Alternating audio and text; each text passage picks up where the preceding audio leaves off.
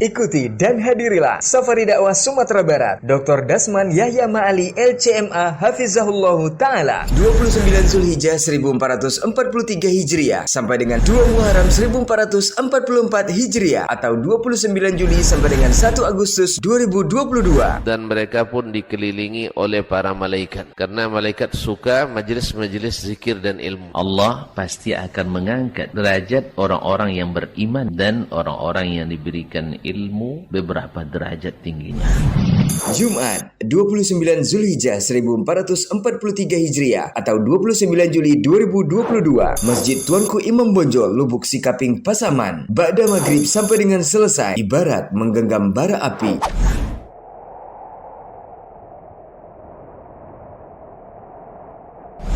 Sabtu 30 Zulhijjah 1443 Hijriah atau 30 Juli 2022, Masjid Al-Ikhlas, Panapa, Lubuk Sikaping, Pasaman. Ba'da subuh sampai dengan selesai, kedudukan sunnah dalam Islam.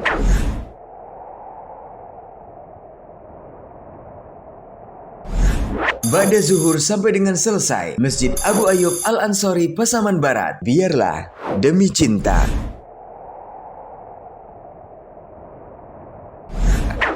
Ba'da maghrib sampai dengan selesai, Masjid Jabal Rahmah, Pasaman Barat. Nikmat surga dan siksa neraka.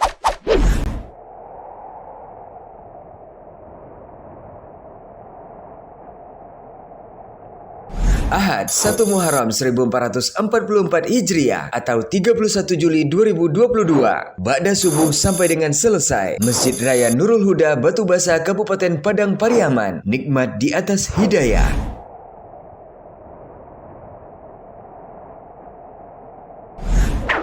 Jam 10 sampai dengan 12 waktu Indonesia Barat, Masjid Al-Ikhlas, Koto Mandake, Kota Pariaman. Keagungan ilmu hadis dalam Islam.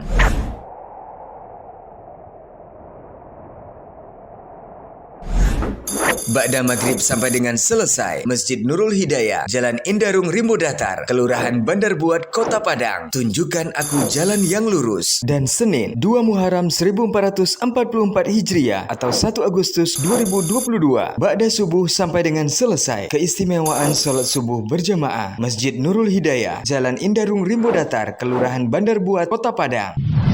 Kajian ini insya Allah disiarkan di semua media sosial. Abiyati TV, Pasaman Mengaji, Saudi TV, KM TV, Manhaj Salaf TV, Hak TV, Baba TV Sunnah, Suska Mengaji, Payakumbuh Mengaji, Bangkinang Mengaji, Kampar Mengaji, Aira TV, Datariau.com, dan Radio Robani 91,1 FM. Terbuka untuk umum. Untuk kaum muslim. Assalamualaikum warahmatullahi wabarakatuh. Alhamdulillahi Zil Jalali wal Ikram, wa huwa sahibut tawli wal in'am. Ahmaduhu subhanahu wa ta'ala ala ni'amihi al-idham, kama ashkuruhu ala alaihi al-jisam. Ashhadu an la ilaha illallah wahdahu la sharika lah, al-malikul alam. Wa ashhadu anna Muhammadan abduhu wa rasuluhu sayyidul anam, alaihi afdalus salati wa atammus salam, wa ala alihi wa ashabihi al-kiram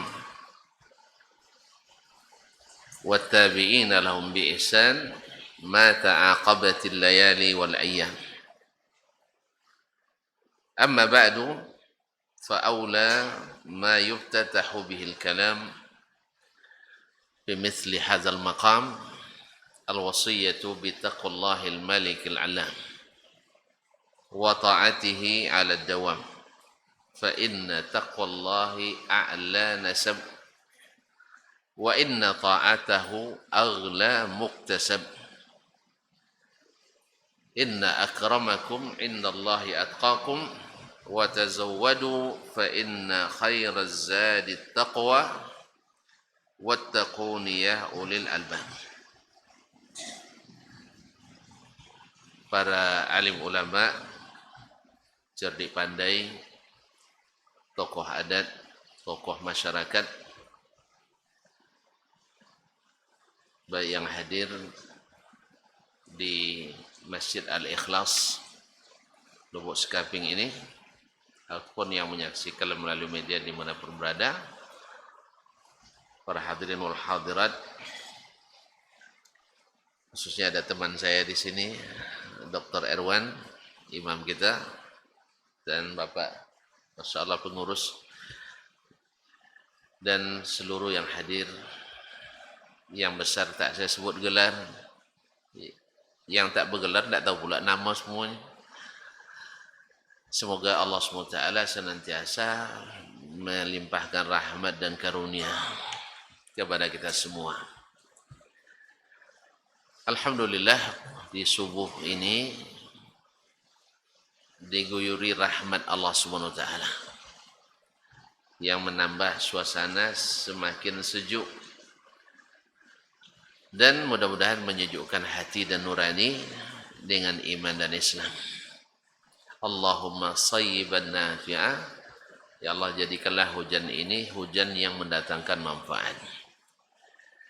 Asbahna wa asbahal mulku lillah. Kita kembali diizinkan Allah hidup atau menyambung hidup ini. Berarti masih terbuka dan terbentang jalan yang luas dan lapang untuk menuju surga. Karena kalau sudah tidak ada lagi, dah kiamat kita, tidak ada lagi untuk masa untuk menambah dan melapangkan jalan menuju surga.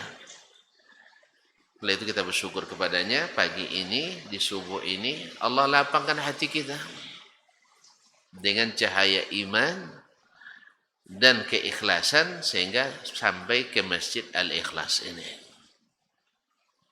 Dan Nabi beritahukan berita gembira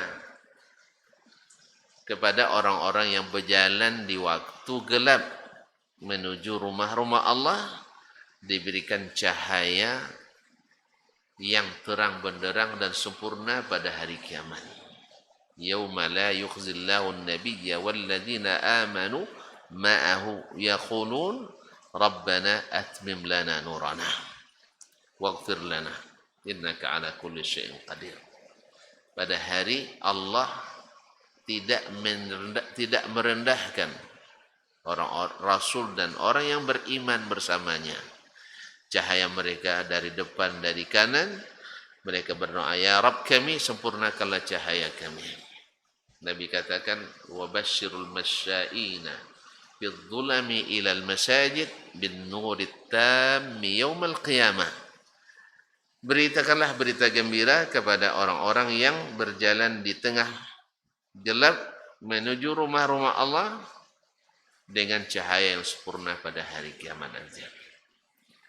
Apalagi solat subuh ini, Bapak dan Ibu yang saya muliakan, datang kepadanya, solat sunatnya saja lebih baik daripada dunia dan seisinya. Apa rencana kita hari ini dunia ini? Ada yang nak berdagang, ada yang nak, apa lagi? Ada yang nak berdagang, ada yang nak berolek godang, ada yang nak berlibur dan seluruhnya. Tetapi 2 rakaat subuh ini lebih berat dan lebih besar nilainya dari dunia dan seisinya ini. Allah, maka rugi kalau kita tidak datang solat ke masjid ini. Rugi kalau tidak ikut solat sunatnya. Makanya kenapa di solat subuh ini masa tenggang antara azan dan iqamahnya lebih panjang dari solat-solat yang lain, supaya tidak satu pun kita kecuali mendapatkan kelebihan ini. Maklumlah yang namanya subuh, ya Pak ya, banyak urusan. Bangun pertama berapa kali menggeliat dulu kiri kanan baru bisa. Pasang alarm jam 4.30 baru bisa tegak. Nah, 4.30 baru bisa. Pasang alarm jam 4.30, 5.30 baru bangun. Makanya bagusnya memang Di mana-mana kalau kami di Madinah waktu itu, kalau antara salat subuh, azan dan qamatnya menunggu hanya lebih kurang 30 menit atau 20 menit sampai 30 menit. Sebab apa? Urusan malam tuh pagi itu subuh tuh banyak. Betul kan? Apalagi yang sudah titik-titik. Ya, lama urusannya. Makanya rugi kalau tidak bisa sholat sunat subuh. Masyaallah kiram dirahmati Allah, ini babnya bab lain nanti. Ya intinya kita bersyukur pada Allah pada subuh ini kita bisa datang ke sini. Apalagi ditambah pula duduk sampai insya Allah kata beliau sampai terserah kultum katanya, kuliah terserah antum. Nah, insya Allah sampai syuruk. Kalau sampai syuruk lama lagi Ustaz. Tidak apa-apa. Biasa lama-lama juga aja. Hah? Sekarang baru jam 6. Oh, 5.45 sebentar lagi rupanya. Saya kira tadi masih 5:05. Sekarang 5.45. Oke lah. Baiklah, kaum muslimin dan muslimat dirahmati Allah. Salawat dan salam kepada baginda Nabi sallallahu alaihi wasallam. Kita benar-benar beruntung dengan didatangkannya kepada kita Nabi Muhammad sallallahu alaihi wasallam. Orang dengan kecerdasannya, dengan kejeniusannya, tinggi intelektualitasnya, tidak tahu apa-apa yang membuat dia masuk surga. Dia tidak akan tahu jalan menuju surga. Padahal kita ke dunia ini, visi terhebat, visi pandangan ke depan, cita-cita tertinggi kita ingin masuk surga. Ada yang tidak mau masuk surga? Tunjuk tangan. Hah? Ada mak-mak yang tidak masuk surga? Semua nak masuk surga. Ini cita paling tinggi yang pernah ada di dunia. Nah, jalan ke surga itu dicoba-coba orang mencarinya. Kebanyakan percobaannya gagal. Kalau hanya dicoba-coba sendiri. Umat Nabi Nuh mencoba cari jalan ke surga. Berujung pada syirik pada Allah Tabaraka wa Ta'ala. Awalnya mereka maksiat dia. Datanglah iblis. Membawa mereka meninggalkan maksiat, tapi bikin maksiat yang lebih besar. Apa itu? Hah? Mengkultuskan orang-orang saleh. Awalnya menganggap mereka dekat dengan Allah. Selepas itu sebagai sekutu-sekutu Allah. Dan ujung-ujungnya lebih banyak menyembah berhalanya daripada menyembah Allah Tabaraka wa Ta'ala. Berangsur pasti. Jadi maksiat betul besar. Tapi mereka ditunjukkan jalan yang lebih besar daripada maksiat biasa, daripada mencuri, daripada berjudi, daripada narkoba, yaitu syirik kepada Allah Tabaraka wa Ta'ala. Diansur-ansur olehnya. Lalu datang Nabi Nuh alaihissalam menunjukkan jalan itu. Ternyata mereka dengan kecerdasannya menolak. Sampai ke zaman Nabi sallallahu alaihi wasallam, orang-orang Quraisy, orang jahiliyah, ketika masa antara Nabi Ismail dengan Nabi Muhammad sallallahu alaihi wasallam berlangsung sangat jauh. Berapa tahun? Kira-kira aja. 2000. Masya Allah. 2000 tahun kata beliau. Ya. 2000 ya, tidak 1200. Dah mulai ragu. Nah, gitu kalau tidak jelas pasti ragu. Nah, ya kalau tidak pasti mesti ragu. Tidak pasti ya. Iya, saya juga tidak pasti. Maka saya bikin ragu. Ustaz, berapa Ustaz? 1200 atau 2000? Ragu juga. Nah, itulah saya jadi ragu gara-gara antum ragu, saya ragu juga jadinya. Nah, yang jelas masanya sangat panjang. Beratus-ratus tahun, berabad-abad. Mereka jauh dari ilmu, mereka pun mencoba dengan kecerdasannya, dengan keahlian, kecerdasan berpikirnya. Saya nak tanya, orang Arab itu cerdas apa tidak, Ustaz? Cerdas ya. Pak Haji? Ya, jangan bilang enggak. Kalau secara teori ilmu kesehatan, makannya daging, minumnya susu. Kalau kita sarapan goreng ubi, siang makannya keripik ubi, sore cemilannya rebus ubi atau panggang ubi. Mana yang lebih banyak apa proteinnya, ubi atau susu? Kalau kita makan nasi pakai daging, mereka makan daging pakai paham enggak? Awak makan nasi pakai daging, nasi satu baskom, apa namanya? Enggak sepiring. Cambung, satu cambung tuh dagingnya satu potong. Ya, perbandingannya kalau orang Arab makan kambing seekor 6 orang. Kalau orang kita makan kambing seekor 6 RT. Pak ya? Tentu enggak. Dari sisi kecerdasan, mereka lebih cerdas dari kita. Lebih cerdas, enggak kurang. Apa sebab? Karena omega 3-nya banyak pada mereka. Kalau kita mega mendungnya banyak. Jadi kaum muslimin orang cerdas. Cuman kecerdasan yang tidak berdasarkan ilmu membuat mereka tersesat jalan. Karena lahir dari pikiran, lahir dari perasaan. Segala yang dianggap baik menurut pikirannya dijadikan bagian dari agama. Itulah yang terjadi ketika para sahabat setelah masuk Islam mereka saling bercengkerama. Alangkahnya bodohnya kita dulu ya katanya. Ketika kita melihat ada batu agak aneh, kita kultuskan, jadikan sembahan. Besok ketemu batu yang lebih aneh lagi, yang lebih bagus daripadanya, kita jadikan pula sembahan dan sebagainya. Ada yang lucu lagi seperti cerita Muawiyah bin Al-Hakam. Dulu semasa kita di masa jahiliyah dulu, kalau pergi musafir, kan Tuhannya tinggal. Kan berhalanya.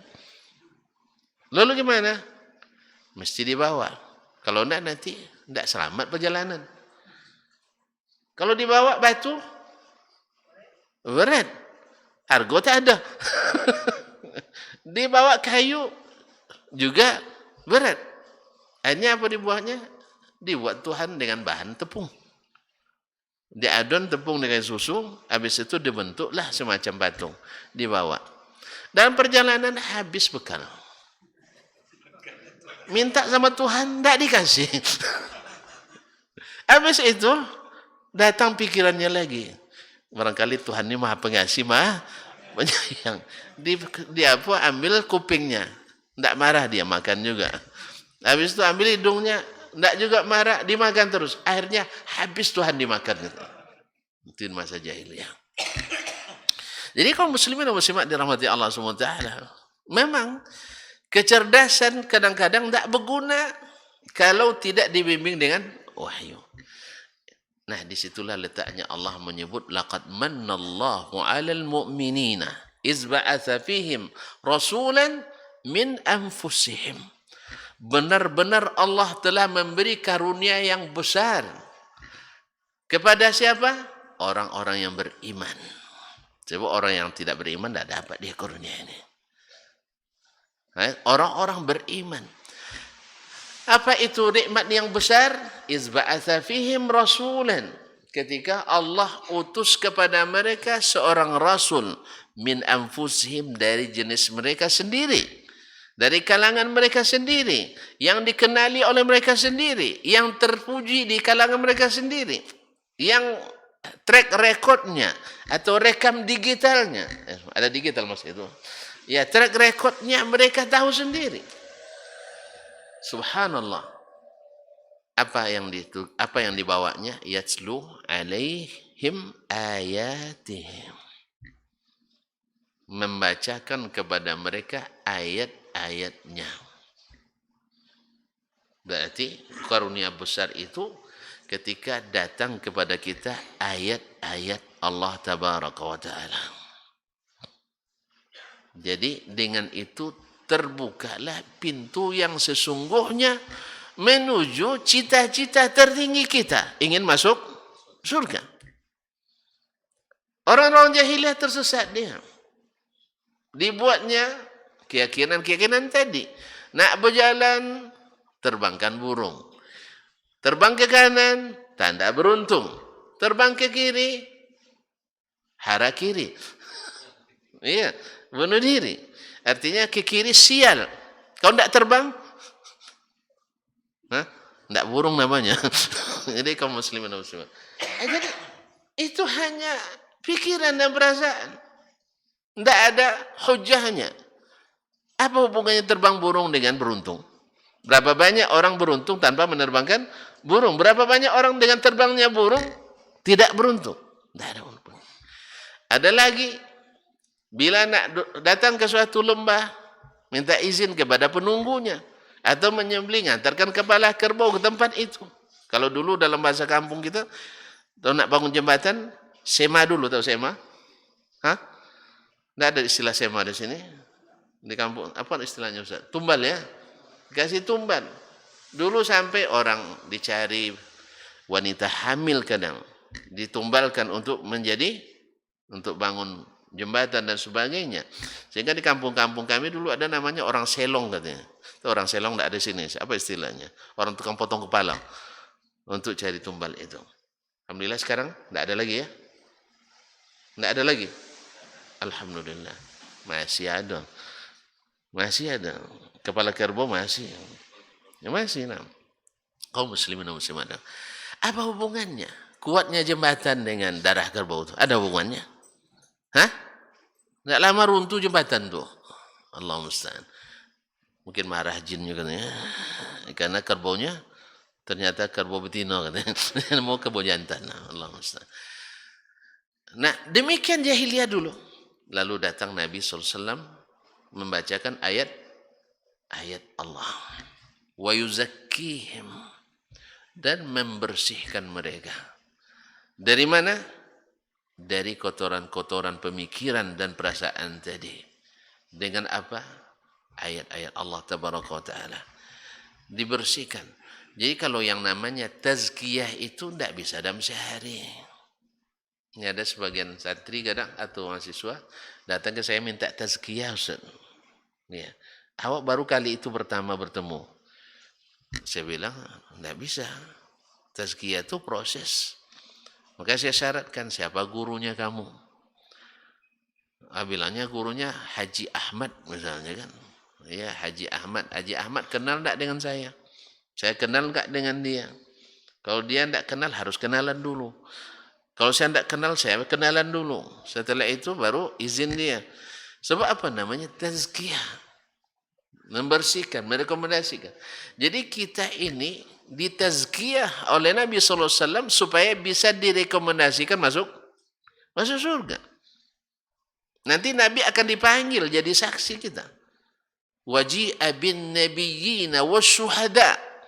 Didatangkan para nabi pada hari kiamat. Wa wudi'al kitab waji'a bin nabiyyina wasyuhada. Didatangkan para nabi dan para saksi. Wa qudiya bainahum bil haqq. Saat itu dihukum putus hukuman di antara mereka dengan hak. Tidak ada sogok menyogok lagi. Allah bisa disogok? Hah? Malaikat bisa disogok? Hah? Para nabi bisa disogok? Tidak. Hukum benar-benar bil haq. Tidak ada yang tertinggal satupun. La yurghadiru saghiratan wala kabiratan. Tidak ada sedikit pun yang. Nah, ini yang dibersihkan oleh Nabi SAW supaya kita bisa direkomendasikan masuk surga. Nah, bisa dengan syafaat beliau nanti. Orang-orang yang betul-betul direkomendasikannya bisa dapatkan syafaatnya. Dan syafaat itu tidak diberikan dengan sembarangan. Harus Allah mengridai orang yang diberi syafaat dan orang yang memberi syafaat. Oleh sebab itu, mohon syafaat Nabi adalah dengan rekomendasi Nabi. Oleh sebab itu, di sini pentingnya sunnah Nabi Sallallahu Alaihi wasallam wa yu'allimuhumul kitaba wal hikmah, dan mereka mengajarkan nabi itu mengajarkan kepada mereka Alkitab. Jadi membaca, membersihkan, kemudian mengajarkan. Berarti ada ilmunya. Nabi SAW mengajarkan Alkitab wal hikmah. Berkata Imam kita Asy-Syafi'i rahimahullah, sami'tu man arda min ahli ghair wahidin mimman arda bihi min ahli ilmi bis sunnah. Saya mendengar tidak sedikit ulama yang saya ridai, yang saya akui ilmunya, mengatakan bahwa yang dimaksud dengan al-hikmah dalam ayat itu dan yang sejenisnya adalah as-sunnah. Adalah as-sunnah. Jadi yang diajarkan Nabi itu adalah Alkitab was sunnah. Oleh itu, kalau ada yang bertanya, andainya kita dalam hidup ini dengan visi ingin masuk surga, cukup tidak Al-Quran dan Sunnah untuk masuk surga? Antum ragu? Tidak cukup? Hah? Cukup? Cukup apa enggak? Alhamdulillah. Cukup sekali. Karena Nabi yang katakan itu. Taraktu fikum man in i'tasamtum bihi amrayna ma in i'tasamtum bihima. Dalam riwayat lain, in tamassaktum bihima.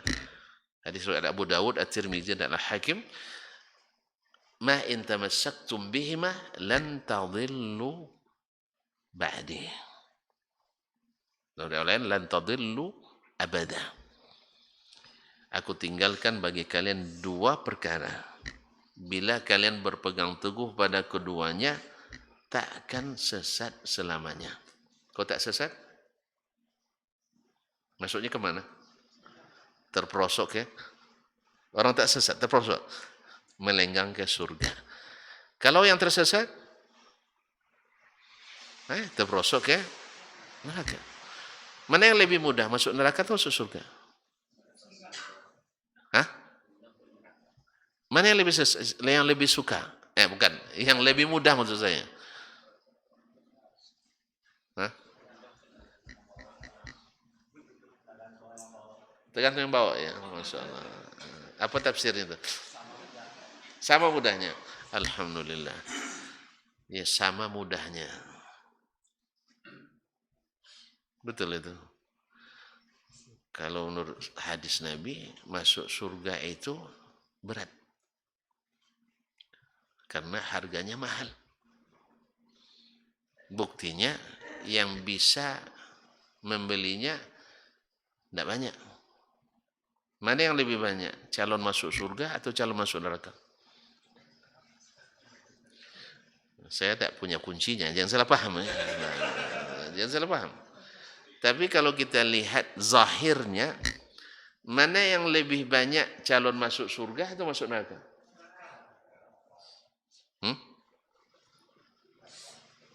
Iya.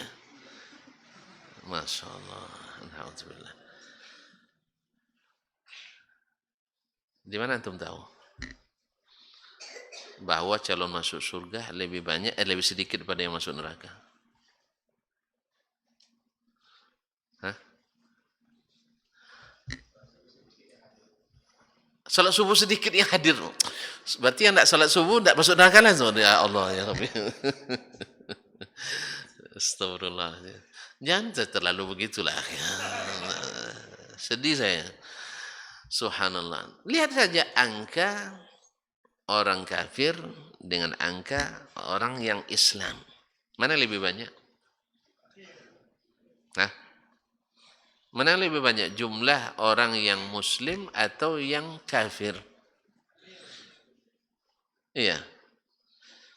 Betul itu? Baik. Kalau orang Islam tempatnya di mana? Di surga. Orang kafir? Hah? Ini sembarang masuk orang nampak. Iya. Allah haramkan neraka bagi orang beriman.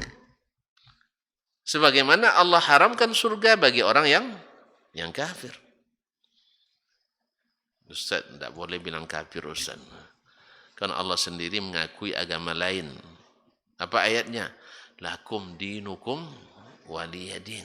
Jangan paksa-paksa orang untuk beriman. Kan Allah sendiri mengakui agama selain agama Islam. Lakum dinukum waliyadin. Tidak boleh sebut orang kafir.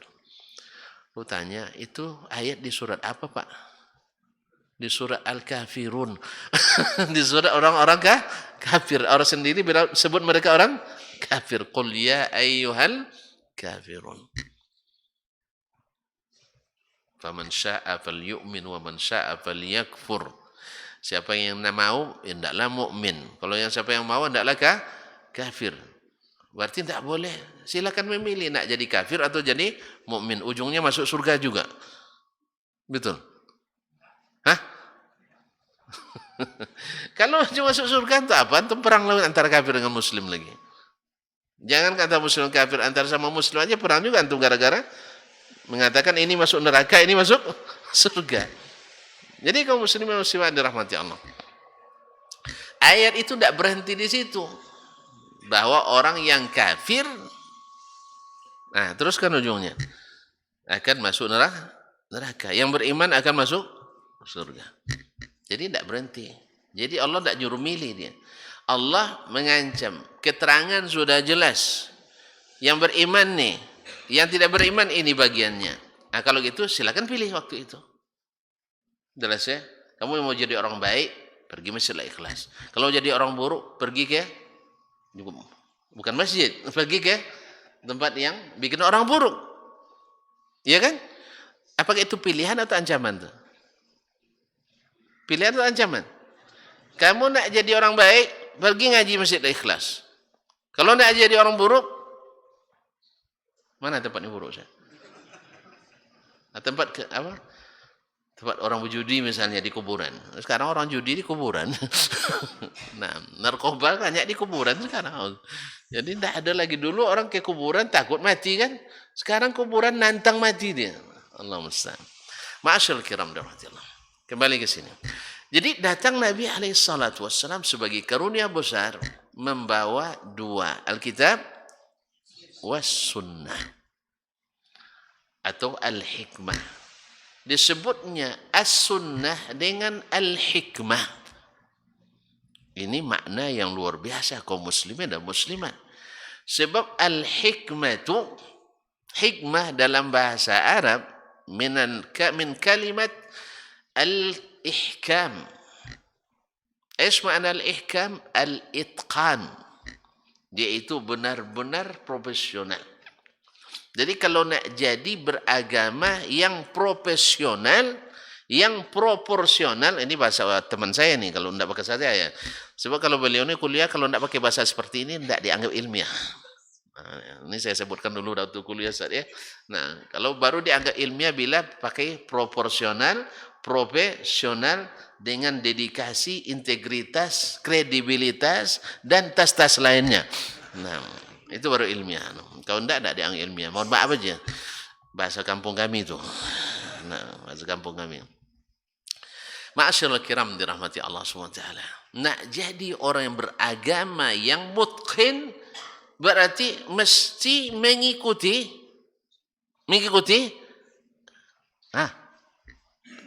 Nabi SAW. Dulu ketika sahabat masih hidup, mereka kan yang namanya sahabat waktu itu kan masih sedang belajar.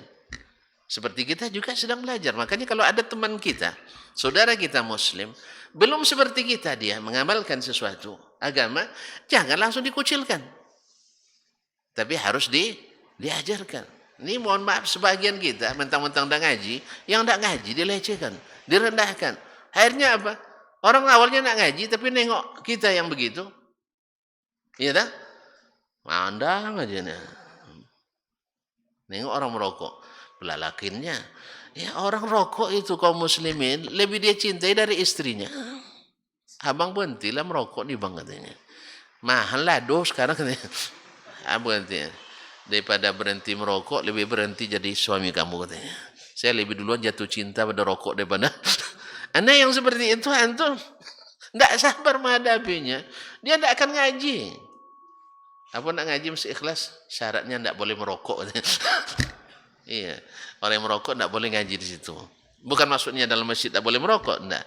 Asal awak masih merokok, mandang ya orang coba akhir gitu katanya. Ini orang tidak jadi simpati dengan ngaji itu. Apa sebab? Sejak ngaji, tidak disapunya kita. Sejak ngaji, tidak senyum loh kita. Ada disapunya kita. Tidak dihormati kita. Ma'asyarul kiram, dihormati Allah. Jadi Nabi SAW adalah yang paling hikmah, yang paling itqan. Makanya al-hikmah itu disebut oleh para ulama, maknanya di antara maknanya adalah al-ihkam. Ada yang mengatakan maknanya isabatul haq, benar-benar mendapatkan kebenaran. Kalau Imam Al-Ghazali rahimahullah menyebut al-hikmah dengan fi'lu ma yanbaghi, fi ma yanbaghi, bima yanbaghi, yaitu melakukan sesuatu yang patut dilakukan dengan cara yang patut dilakukan pada waktu yang patut dilakukan. Dan itu pada hadis pada Nabi SAW, ilmu itu yang sempurna. Makanya kenapa kita sholat subuh 2 rakaat ya? 2 rakaat tadi? 2 rakaat. Kenapa antum tidak tambah? Karena Nabi tunjukkan 2. Andai Nabi tunjukkan 3, kita buat 3. Andai Nabi tunjukkan 5, kita buat 5. Andai 20, kita buat 20. Tapi untung tidak 20. 2 aja. 2 saja. Itulah kata beliau, tidak banyak yang tidak datang katanya. 2 aja ada banyak yang tidak datang. Tapi saya takut mungkin tidak datangnya karena mungkin cepat komatnya barangkali. Tidak terkejar. Kita coba nanti Pak Ketua. Iya, kita cobakan lambatkan komat sedikit sampai 20 menit. Karena maklumlah bangun tidur subuh ini tidak sama kita. Kan tidak sama dah. Atau bangun jam berapa? Jam 3. Jam 4. Nih, bangun terbuka mata aja. Iya, terbuka mata sama lah. Saya jam 4 kurang dah buka mata tadi. Cuman realisasinya baru jam 4:04. Datang ke sininya baru jam 5 kurang. Pas azan tadi, Allah musta'an. Jadi kaum muslimin, lama prosesnya gitu. Jadi kalau dilambatkan dikit mungkin, tapi tidak tahu lah, terkait dinasnya imam nanti. Terganggu dinasnya. Yang kedua, dilambatkan sedikit itu membuat jarak antara syuruk dengan salat selesai lebih dekat. Sehingga tidak terlalu berat orang nunggu syuruk lagi. Ya, dan tidak cepat pulang ke rumah. Sebab kalau pulang ke rumah, indah nampaknya bantal itu. Ambil buku tapi ambil sandarannya sofa. Insya Allah buku tidak selesai setengah halaman, awak sudah dan mimpi baca 1000 halaman. Iya, khususnya bagi yang sedang bergadang itu. Makanya lambat selesai salat subuh itu Nabi SAW sampai selesai salat hatta asfara jiddan, sampai sinar di ufuk timur itu sudah terang, baru selesai salat subuhnya. Bukan karena pendeknya, karena panjangnya. Ya agak panjang dari salat yang lain. Ini intinya kaum muslimin. Ini tidak wajib, ini salah paham, tidak wajib. Nah, artinya kalau bisa, ini proposal saya semalam saya sampaikan dengan kawan-kawan, sama ajukan proposal ke pengurus Al-Ikhlas supaya saya jangan terlambat besok sebenarnya. Tapi tidak terlambat tadi ya. Alhamdulillah. Kaum muslimin dan muslimat, yang nama proposal boleh ditolak, boleh diterima, Pak. Kalau terima, saya bersyukur dan terima kasih. Kalau ditolak, besok saya ajukan lagi. Nah, besok saya ajukan lagi. Mana tahu syaratnya masih kurang. Karena keterangannya tidak sempat saya sampaikan sekarang semuanya. Baiklah kaum muslimin dan muslimat. Balik ke sunnah tadi. Nah, kalau demikian halnya, Allah menyebut bahwa sunnah Nabi itu dengan al-hikmah, yaitu benar, profesional, dan seterusnya dengan makna itqan, paripurna, berarti sunnah adalah sesuatu yang sangat berharga bagi umat Islam. Dan karunia besar yang diberikan kepada umat Islam.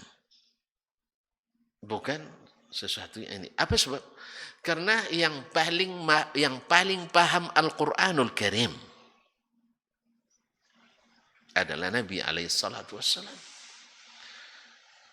Ya, yang paling paham Al-Qur'anul Karim adalah Nabi sallallahu alaihi wasallam. Dan tafsir Al-Qur'an yang paling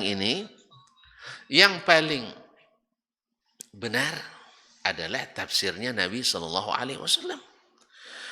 Pengamalan Al-Quran yang benar adalah pengamalan Nabi alaihi salatu wassalam. Makanya Abdullah bin Abbas, masih ingat Abdullah bin Abbas? Orang mana? Pasaman Timur, Pasaman Barat? Tidak ada lagi Timur sekarang ya. Nah, ma'asyarul kiram dirahmati Allah, Abdullah bin Abbas, sahabat Nabi, yang sangat cerdas dan didoakan Nabi SAW menjadi ahli tafsir Al-Quran terbaik dan terbesar sepanjang sejarah Islam sampai hari ini. Didoakan oleh baginda Rasulullah SAW, Allahumma faqihhu fid din wa alimut ta'wil. Ya Allah, jadikan dia paham agama dan ahli menafsirkan Al-Quran sehingga dapat gelar Turjumanul Quran. Turjumanul Quran, ahli tafsirnya Al-Quran. Dia katakan, man hajjaka bil kitab fahajjahu bis sunnah.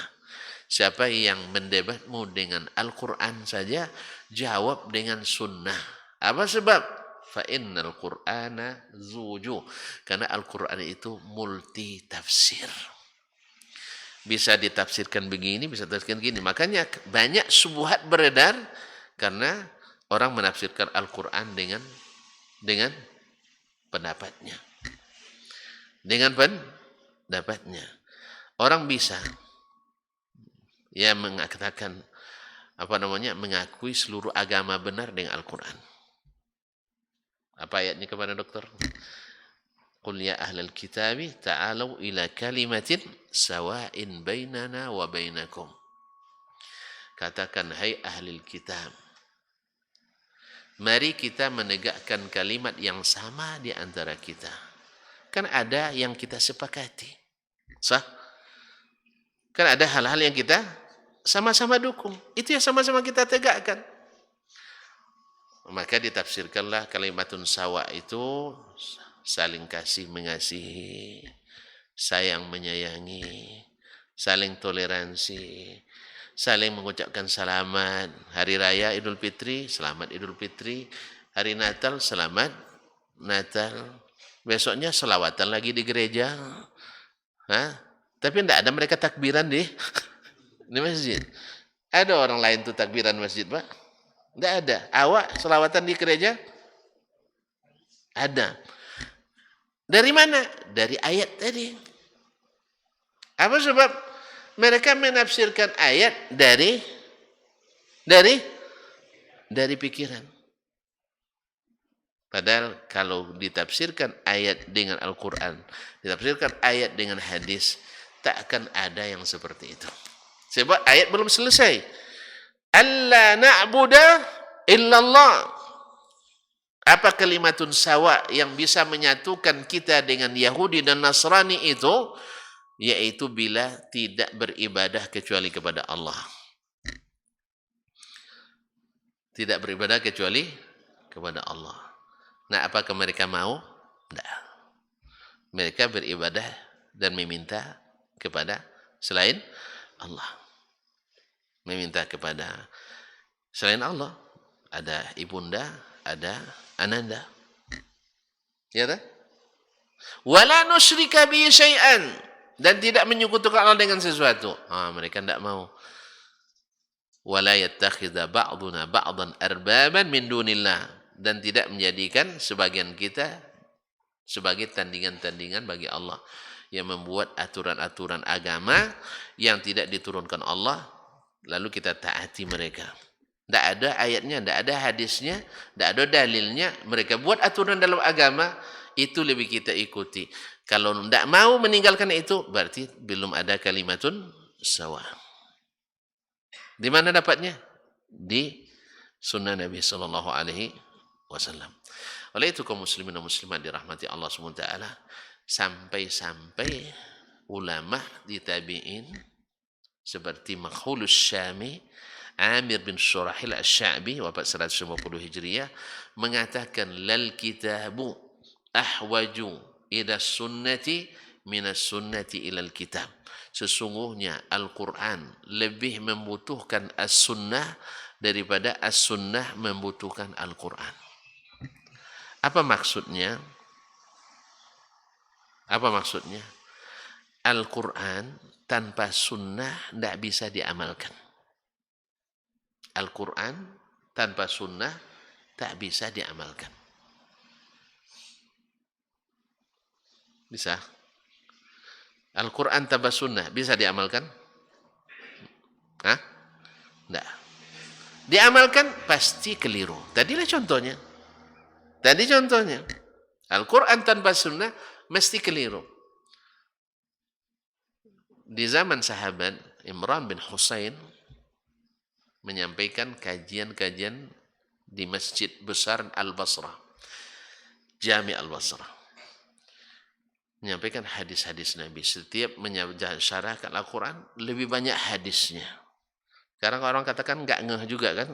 Gerah dia mendengar, kok hadis sebentar, sunnah. Ada yang seperti itu. Ma'asyal kiram. Itu sudah ada bibitnya dulu memang. Dan itu yang diingatkan Nabi SAW.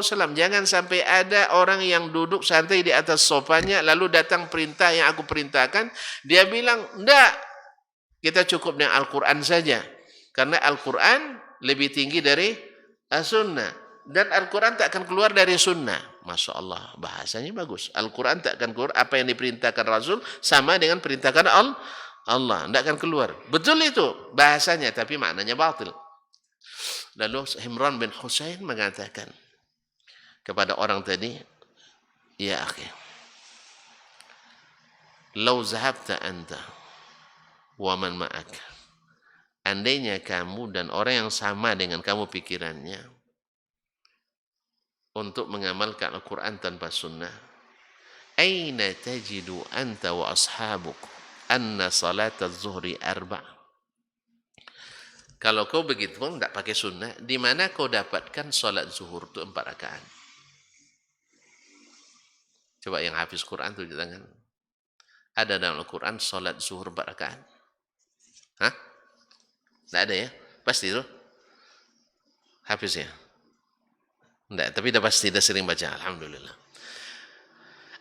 Wa aina tajidu anta wa ashabuka anna salat al-asri arba'? Salat asar 4. Salat maghrib 3, salat isya 4, salat subuh 2 tadi. Ada Al-Quran? Tidak ada. Ini baru 1 aja di bilangan rakaat. Kemudian ketika kamu salat, memulai dengan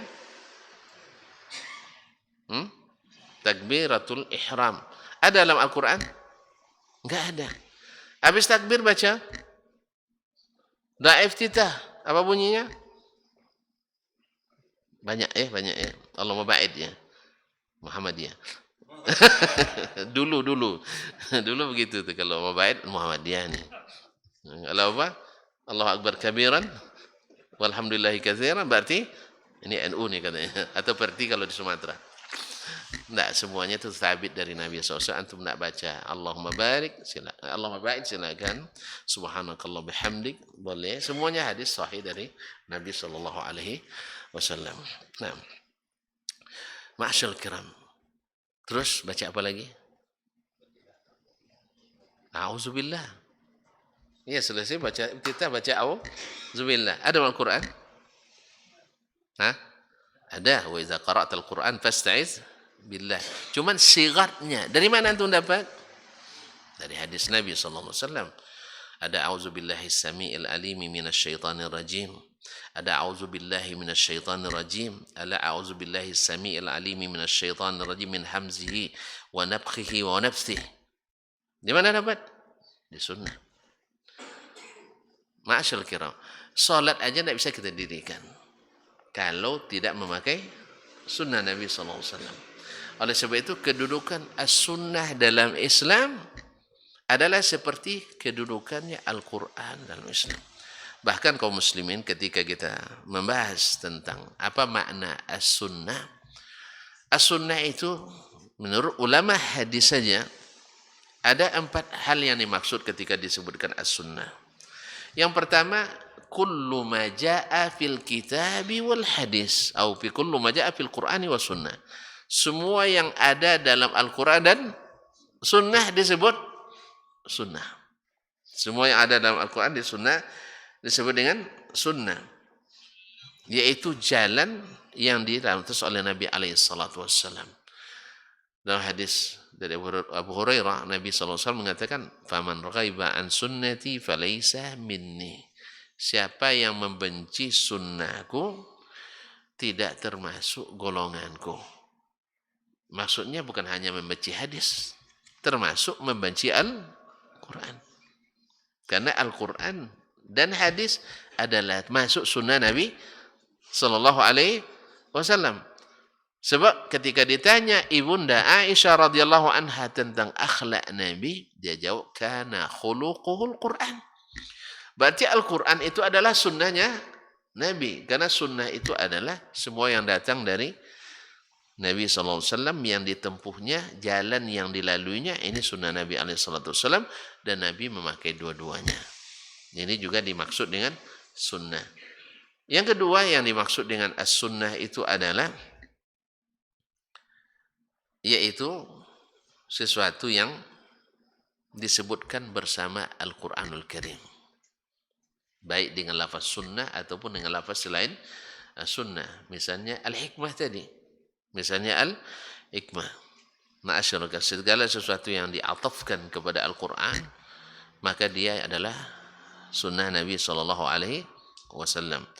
Nabi SAW mengatakan, taraktu fikum ma in i'tasamtum bihima lan tadillu abada. Kitab Allah wa sunnata Nabi SAW. Aku tinggalkan pada kalian 2 perkara, kalau kalian pegang teguh tak akan sesat selamanya. Tadi kalau berpegang teguh pada sunnah mungkin sesat? Tidak. Makanya, mohon maaf, tadi kan ketika menukil perkataan Imam Asy-Sya'bi, Al-Quran lebih membutuhkan sunnah daripada sunnah membutuhkan Al-Quran. Apa sebab? Karena dengan sunnah Al-Quran terjalankan. Tapi tanpa sunnah Al-Quran saja tak bisa dijalankan. Andainya, berandai-andai ini, tak satu ayat Al-Quran pun sampai ke kita. Kecuali melalui hadis. Tidak ada yang pandai baca Quran, tapi semuanya pandai hadis Nabi SAW. Maka seluruh yang ada dalam Al-Quran teramalkan. Kalau antum mengamalkan seluruh sunnah Nabi SAW. Tapi kalau sampai pada kita Al-Quran saja, tapi tidak masuk sunnah, Al-Quran sendiri tak akan teramalkan dengan benar. Tak teramalkan dengan benar. Makanya kaum muslimin dan muslimat, dari dulu semasa mahasiswa, siapapun pejabat yang berkaitan dengan agama, saya sampaikan waktu itu, kita selama ini musabaqahnya selalu musabaqah Al-Quran, tilawatul Quran, hifzul Quran, fahmil Quran, syarhul Quran, khatul Quran, jual Quran. Musabaqah Quran banyak cabangnya. Kenapa tidak ada musabaqah hadis? Bukan tujuan musabaqah sebagaimana musabaqah Quran, bukan tujuannya musabaqah, bukan. Tapi tujuannya supaya orang mencintai Al-Quran. Awalnya cinta buta, habis itu cinta setia. Kan biasa, Pak. Awalnya kita Al-Quran, mungkin orang pertama masuk baca Quran ingin jadi qari terkenal, bisa, tidak ada masalah awalnya. Tapi seperti kata Sufyan Ats-Tsauri, talabnal ilma li ghairillah fa aba illa yakuna lillah. Kami nuntut ilmu itu awalnya bukan karena Allah, tapi ilmu mengajarkan kami untuk selalu menuntut ilmu dengan karena Allah. Jadi tujuan bukan itu. Apa sebab? Ya, kalau Al-Quran saja orang tidak mencintai sunnah dan tidak mengamalkan sunnah, akhirnya terjadilah mengamalkan Al-Quran menurut keyakinan masing-masing tadi. Ya, kan? Sehingga banyak pemikiran-pemikiran tersesat dan subuhat-subuhat karena hanya berpegang pada Al-Quran saja. Alhamdulillah 2 tahun kemarin diadakan musabaqah hadis. Tapi tahun ini kabarnya sudah dihilangkan lagi barangkali. Kurang anggaran barangkali. Kurang anggaran barangkali. Mungkin tidak. Kalau anggaran sebenarnya seremonial ini yang tidak penting-penting dipangkas saja.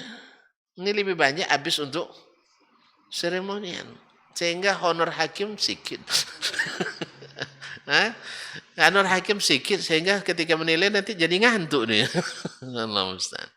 Hadiah peserta sedikit. Yang banyak untuk kontraktor. Kontraktor. Bagian kontraktor. Untuk astaka yang banyak untuk EO, event organizer, yang mengatur acara. Untuk ini tinggal dikit. Ini sebenarnya yang ini kan tak penting. Banyak pula termasuk di antara maksiat pula kan. Yang ditampilkan musabaqah tilawatul Quran, berbagai tarian yang kadang-kadang membuka aurat. Kan ada sebagian yang buka aurat. Belum lagi ikhtilat laki-laki dan perempuan. Mungkin makanya musabaqah hadis itu penting. Dan supaya kita bisa ini. Yang ketiga yang dimaksud dengan as-sunnah itu adalah sesuatu yang dijadikan lawan daripada bid'ah. Lawan daripada bid'ah. Jadi disebut dulu di kalangan salaf fulanun ala sunnah. Lawannya fulanun ala bid'ah. Sehingga banyak para ulama menulis waktu itu tentang akidah ahli sunnah, disebut kitabnya As-Sunnah.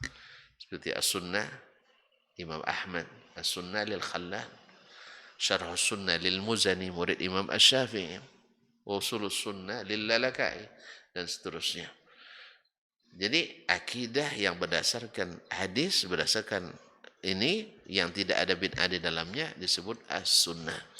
Yang ada bid'ah di dalamnya tidak disebut dengan as-sunnah. Kemudian yang terakhir adalah as-sunnah, yang dimaksud adalah sesuatu yang disunnahkan bahasa kita. Ini apa hukum Ustaz? Sunat. Ini apa hukumnya? Wajib. Artinya bila dikerjakan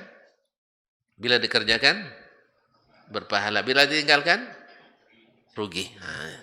Rugi bukan tidak berdosa. Kalau tidak berdosa ringan jadinya. Jadi yang sunnah itu bila dikerjakan beruntung besar. Tadi kan salat sunat subuh lebih baik dari dunia dan seisinya. Apapun kegiatan kita hari ini, salat sunat subuh lebih berharga daripadanya. Nah, ini makna sunnah. Kemudian ada istilah-istilah lain sunnah di kalangan fuqaha, di kalangan usuliyin dan sebagainya. Barangkali tidak terlalu diperlukan untuk kali ini. Intinya sebagai kesimpulan bahwasanya sunnah Nabi itu adalah karunia besar yang Allah kirim pada kita. Yang kedua, bahwa untuk meluruskan pemahaman dan pengamalan maka diperlukan as-sunnah. Yang ketiga, kita dengan mengikuti sunnah bebas dari penyakit dan serangan subuhan. Karena dengan Al-Quran banyak subuhan orang terlahirkan. Ya, banyak orang lahirkan. Ya. Dengan Al-Quran, tapi kalau kita lihat bagian pengamalan Nabi terhadapnya dalam sunnahnya, dalam perintahnya, dalam ketetapannya, insya Allah kita selamat dari berbagai subuhan. Yang keempat, bahwa mengikuti Nabi SAW dengan sunnahnya sama dengan mensyukuri pemberian Allah kepada kita. Sebab kalau antum dikasih mobil, lalu dibiarin, tidak diparkir di tempat yang bagus, tidak pernah dicuci, tidak pernah diisi biasanya, antum syukur atau tidak? Kalau sempat anak kasih antum rumah misalnya, mau. Kalau mau pun saya tidak punya yang diberikan. Andai kita diberi orang rumah. Dan orang rumah sekali. Rumah dan orang rumah. Nah. Setelah diberi, rumahnya tak pernah disapu. Tidak pernah dipasang lampu. Tidak pernah pokoknya tidak dirawat. Apa dibilang senetik sama orang yang memberi? Tidak bersyukur. Dikasihnya kita orang rumah, tidak pernah diurus sampai dia kurus. Dikasih makan tidak, dibelikan perhiasan tidak, dirawat tidak, sakit dibiarin. Apa kata orangnya nanti? Tidak bersyukur.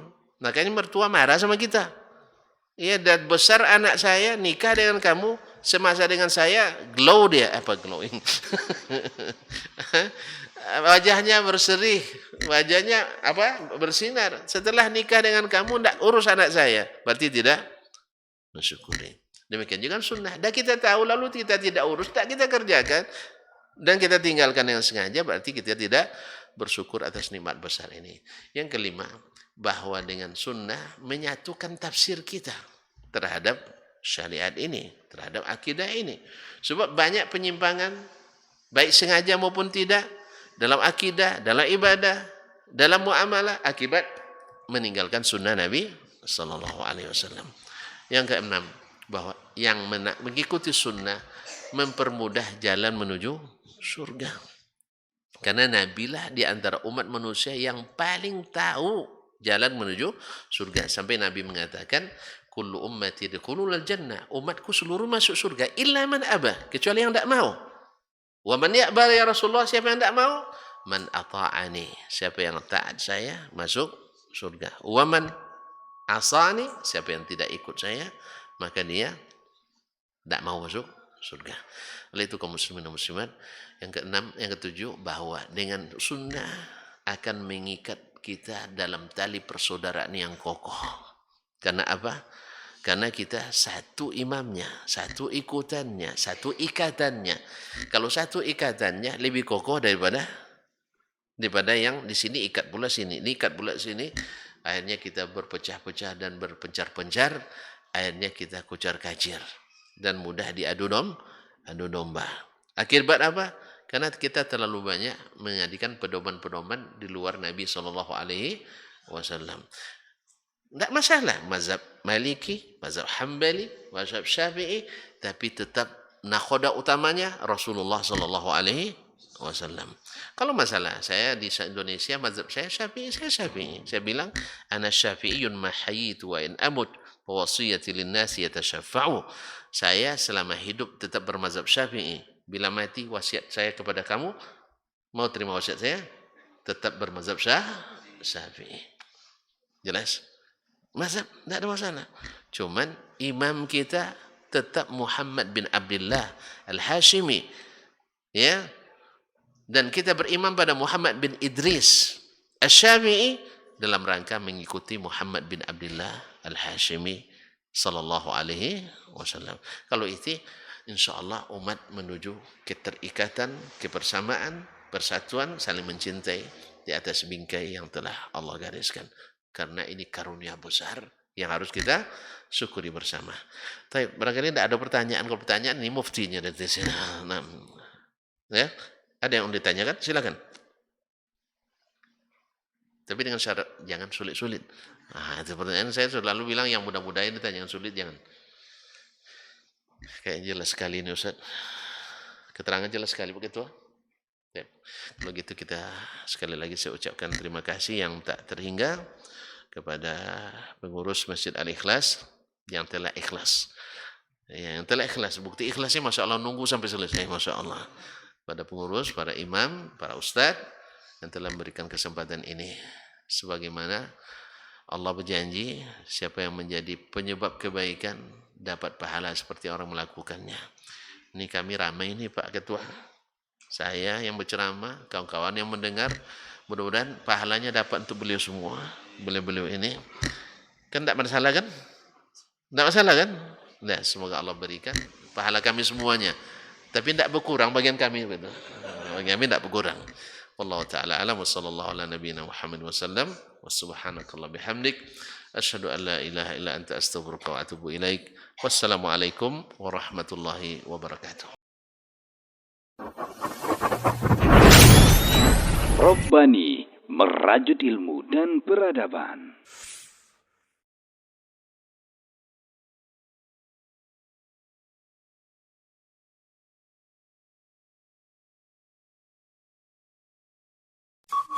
Dr. Dasman Yaya Ma'ali LCMA Hafizahullah, Dr. Helmi Basri LCMA Hafizahullah, Dr. Hidayatullah Ismail LCMA Hafizahullah.